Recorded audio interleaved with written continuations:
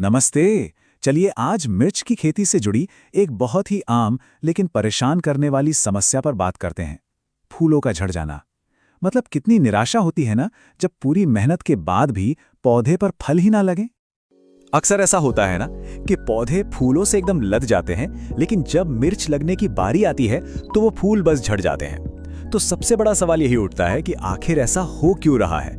चलिए आज इसी का जवाब ढूंढते हैं। ठीक है, तो इस पहेली को सुलझाते हैं। देखिए, इस समस्या के पीछे ना 3 मुख्य गुनहगार छिपे हैं। हम एक एक करके इन तीनों का पता लगाएंगे ताकि सही इलाज किया जा सके। सबसे पहला और सबसे बड़ा कारण है तनाव। जी हाँ, पौधे भी तनाव में आते हैं। जब बहुत ज्यादा गर्मी हो या तेज ठंड पड़े या फिर सूखी हवा चले तो पौधा स्ट्रेस में आ जाता है। मान लीजिए तापमान 35 डिग्री सेल्सियस से ऊपर गया या 10 डिग्री से नीचे, तो ऐसी हालत में पौधा खुद को बचाने के लिए अपने फूल गिरा देता है। दूसरा बड़ा कारण है पोषक तत्वों की कमी। देखिए, फूल आने का जो समय होता है वो पौधे की जिंदगी का बहुत अहम पड़ाव है। अगर इस वक्त उसे जरूरी खुराक, जरूरी पोषण ना मिले तो बेचारा भूखा रह जाता है और फिर उसमें इतनी ताकत ही नहीं बचती कि वो फूल को फल में बदल सके। और तीसरा गुनाहगार वो है पानी देने का गलत तरीका। एक बात हमेशा याद रखनी है, बहुत ज्यादा पानी देना जिससे जड़ें सड़ने लगे और बहुत कम पानी देना जिससे मिट्टी पत्थर बन जाए, ये दोनों ही पौधे के लिए बराबर के खतरनाक हैं। तो समस्या तो समझ आ गई, अब बात करते हैं इसके हल की। और घबराने की कोई बात नहीं है, क्योंकि हमारे पास इससे निपटने के लिए 3 बहुत ही आसान और असरदार उपाय हैं।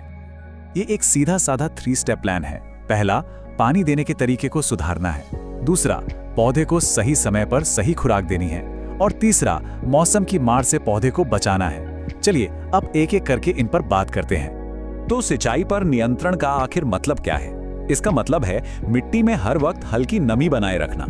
हमारा लक्ष्य ये है कि मिट्टी ना तो कभी पूरी तरह सूखे और ना ही उसमें पानी खड़ा हो। इसे जांचने का एक बहुत आसान तरीका है। अपनी उंगली को मिट्टी में 1 इंच तक डालिए। अगर वो सूखी लगे तो बस समझ जाइए कि पानी देने का टाइम हो गया है। यही वो गोल्डन रूल है जिससे मिर्च के पौधे खुश रहते हैं। अच्छा जी, अब आते हैं दूसरे कदम पर, यानी पोषक तत्वों पर। जैसे ही पौधे पर फूल दिखने शुरू हों, ये पक्का करना है कि उसे बोरोन, कैल्शियम और एनपीके मतलब नाइट्रोजन, फास्फोरस और पोटेशियम का स्प्रे मिले। बोरोन परागण में मदद करता है और कैल्शियम पौधे की दीवारों को मजबूत बनाता है, जिससे फूल आसानी से झड़ते नहीं हैं। और हमारा तीसरा कदम, जो सीधे सीधे तनाव वाली समस्या का इलाज है, वो है मौसम पर थोड़ा काबू पाना। अगर बहुत तेज धूप पड़ रही है या ठंडी हवाएं चल रही हैं, तो पौधों को हल्की सी छाया दे दीजिए। इसके लिए हरे रंग की नेट या कोई हल्का सूती कपड़ा भी काम आ सकता है।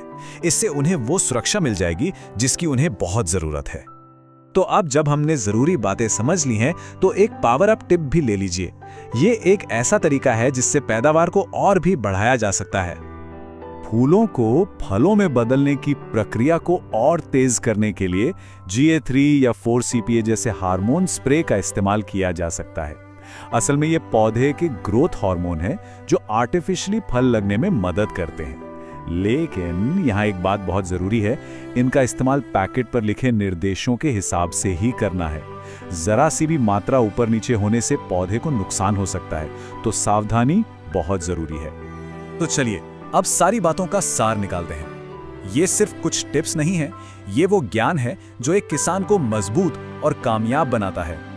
याद रखिए, सही देखभाल का मकसद बहुत सीधा और साफ है। हमें यह पक्का करना है कि पौधे पर लगा हर एक फूल एक सेहतमंद फल बने। एक भी फूल बेकार नहीं जाना चाहिए।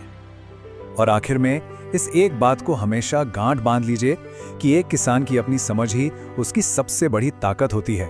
जब कोई अपने पौधों की जरूरतों को समझने लगता है, तो फिर वो किसी भी मुश्किल का सामना कर सकता है।